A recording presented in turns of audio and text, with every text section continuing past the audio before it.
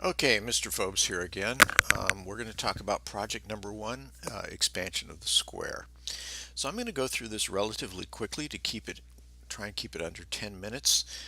You can review this. There's another mini lesson I'd like you to review. It's the mini lesson on shape that goes with this. So this first project is called the expansion of the square. We're going to explore symmetrical and asymmetrical balance.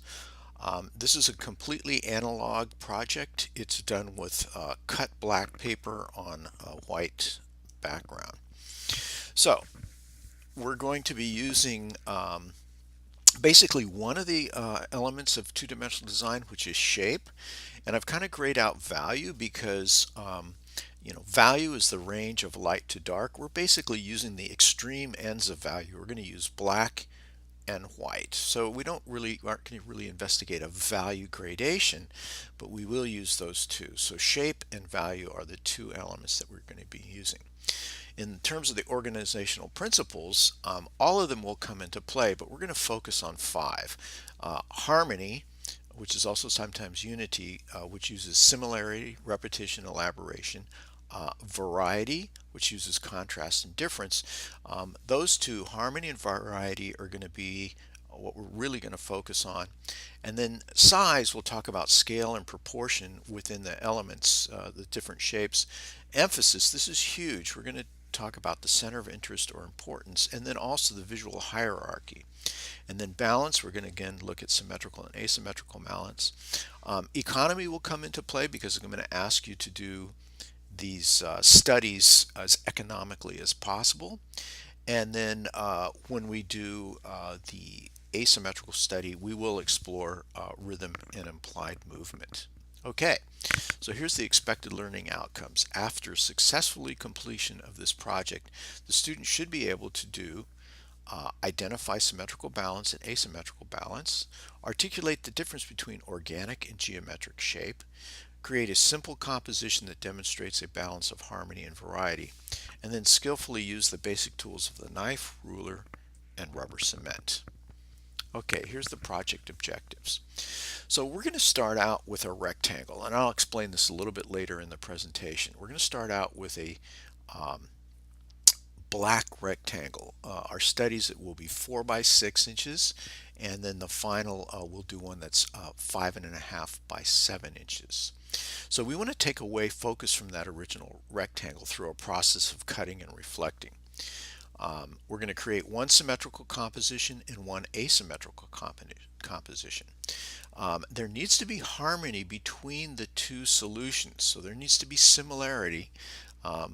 They're not going to be identical, of course, because one is going to be symmetrical and one is going to be asymmetrical, but there should be shapes and process that would easily show similarity between the two solutions.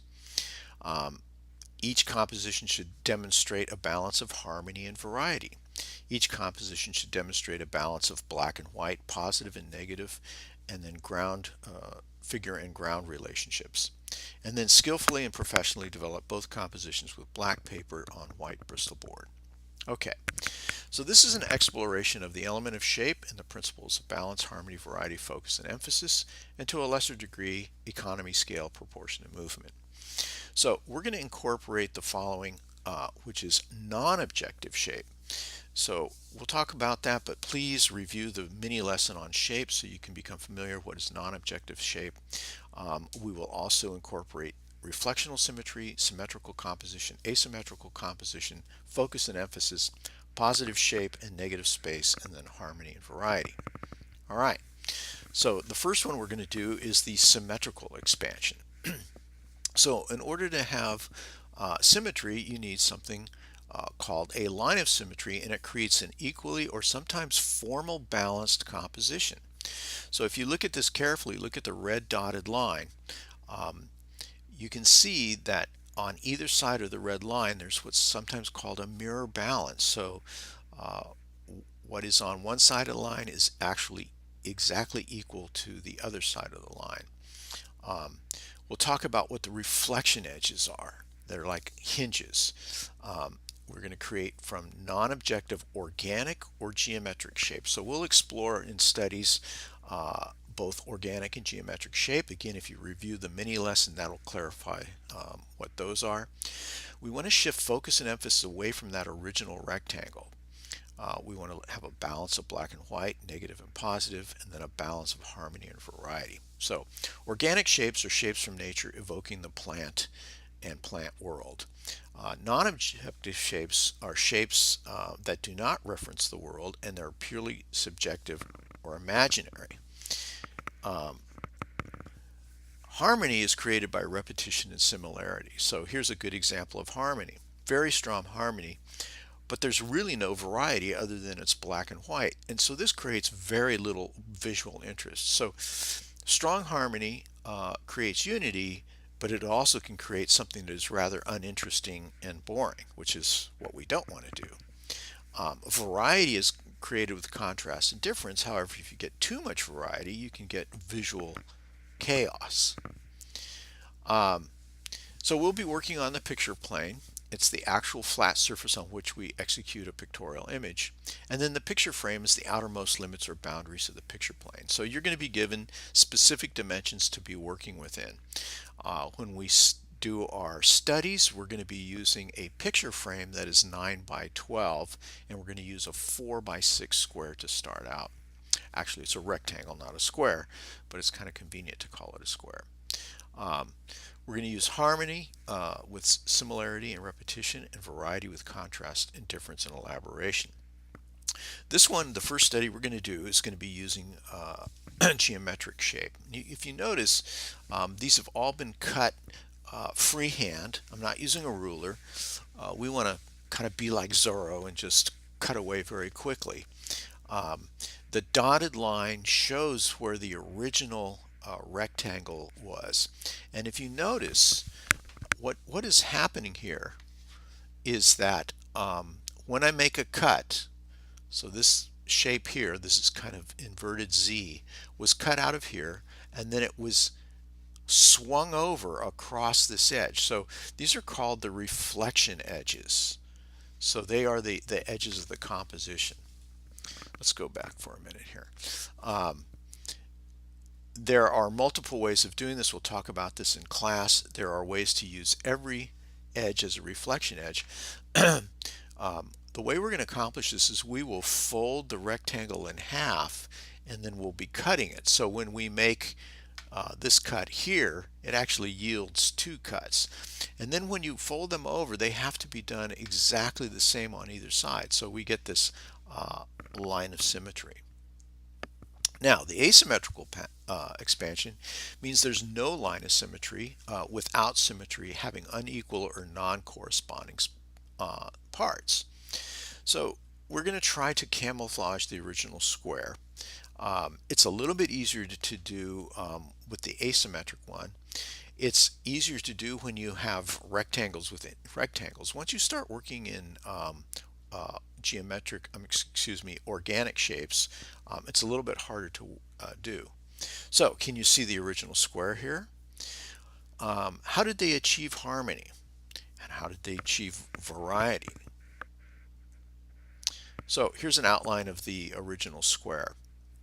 And if you look at this carefully, again, this idea of the reflection edge takes place. So this line here is a reflection edge. So if you look at this, it's kind of a little mini composition right here. Look at this. This becomes a line of symmetry, right?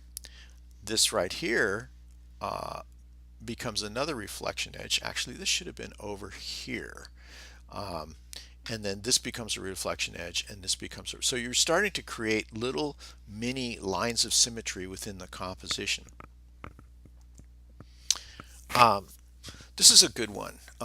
This is a good example of balance of harmony and variety. The other thing that this one is doing that I'm going to ask you to do when we do the second one, you can try it in the first one, is also to try and create visual hierarchy. So if you look at this one, your eye should go to probably the areas that have the most contrast. So again, you have to think about contrast difference. What is different in here? Where does your eye go first? And if you look carefully, you should be able to find that. What are the areas that are similar? What are the areas that are different? how are they similar? How are they different? Um,